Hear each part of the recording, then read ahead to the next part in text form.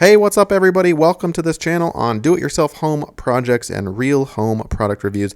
I am a neurotic handyman, or wannabe I should say, hoping to save y'all time and money out there. In this video, we're going to be taking a look at how you can change an air filter in a fridge. Yes, some refrigerators have what's called an air filter.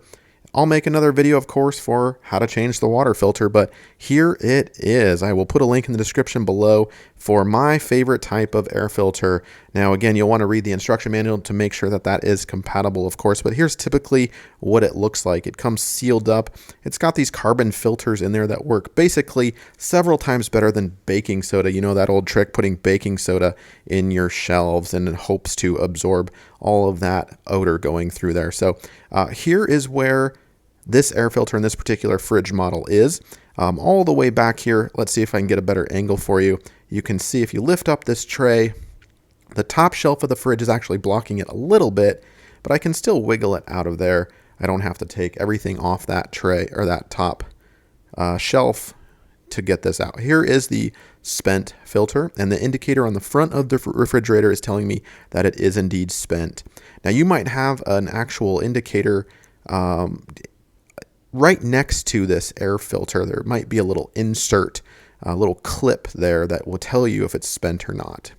But this one does not have it. So in any case, we're going to get out the new one here, and we're going to make sure that orientation is the same. Get out that instruction manual if you're not sure, but basically I'm going to replicate how the old one was oriented inside.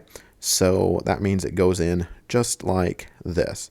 Let me try to get a better angle for you, working with one hand. And we'll just kind of slide it back up in there like that.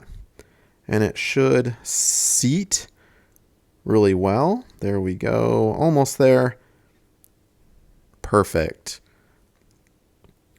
So you can see it is flush and installed correctly. And then we'll just pop this thing closed. It may or may not latch on you depending on your model. In this case, it looks like it just sits just like that. So really easy job, and you should do this however often your instruction manual calls for. In my case, it's about every 6 months or so, and we'll dispose of that old one as needed. And don't forget, if you do have an indicator on the front of your refrigerator, you will need to reset that. And to do so, you just hold down that button for 3 seconds, and voila, job is done. That's about it. Thank you so much for being with me. If you enjoyed this video, be sure to click the thumbs up and subscribe to this channel so you don't miss new great content. Thanks.